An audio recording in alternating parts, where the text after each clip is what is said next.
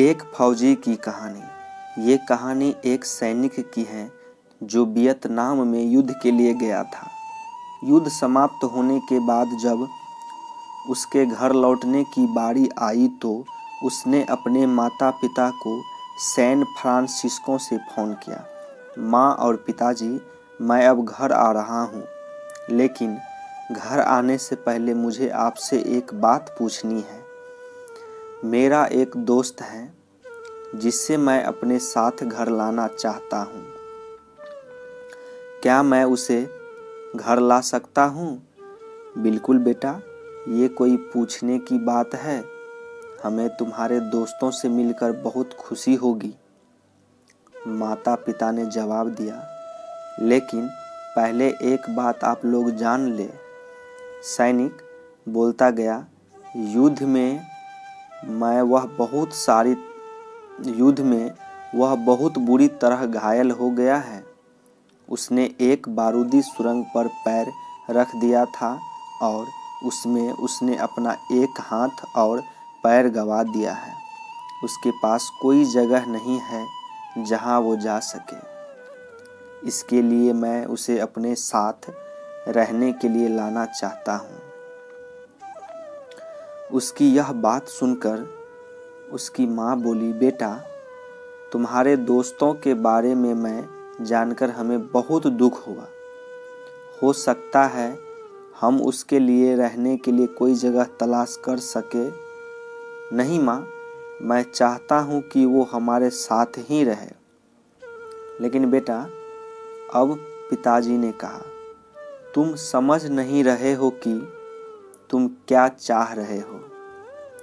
इस तरह का अपाहिज व्यक्ति हमारे लिए कितना बड़ा बोझ होगा। हमारी अपनी जिंदगी है जीने के लिए और हम नहीं चाहते कि इस तरह का कोई भी परिस्थिति हमारे जिंदगी में दखल दे। मेरे हिसाब से तुम्हें अकेले घर आना चाहिए और अपने दोस्तों को वहीं छोड़ देना चाहिए। वह अपनी जिंदगी जीने के लिए कोई न कोई रास्ता निकाल ही लेगा।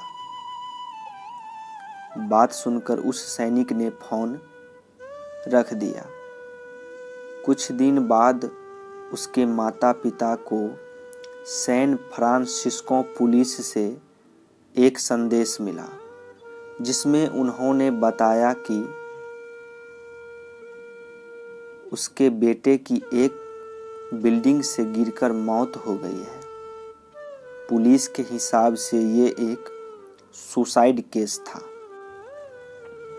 दुखी माता पिता ने तुरंत ही सैन फ्रांसिस्को के लिए एक फ्लाइट बुक कराई और वहां पहुंच गए। वहां उन्हें शहर के मुर्दा घर ले जाया गया ताकि वे अपने बेटे की पहचान कर सकें। उन्होंने उसकी पहचान कर ली, किंतु ये देखकर उनकी कपकपी छूट गई कि उनका बेटा का बस एक हाथ और एक पैर था। दोस्तों, इस कहानी में जो माता पिता हैं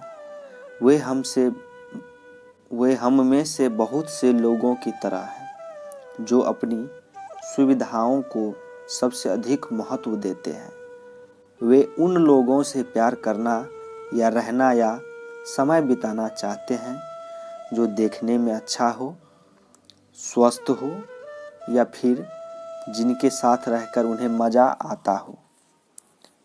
वे ऐसे लोगों को पसंद नहीं करते जो देखने में स्वस्थ, सुंदर या स्मार्ट नहीं हैं, या जिनके साथ में वो मज़ा नहीं कर पाते, या जो किसी भी रूप में उनके लिए असुविधाजनक हैं।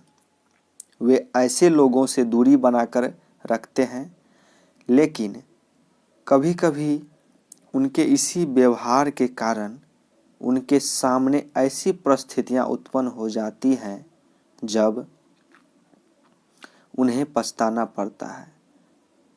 आइए, लोगों के वे जैसे हैं वैसे ही अपनाइए और ज़रूरत पड़ने पर उनकी मदद करें।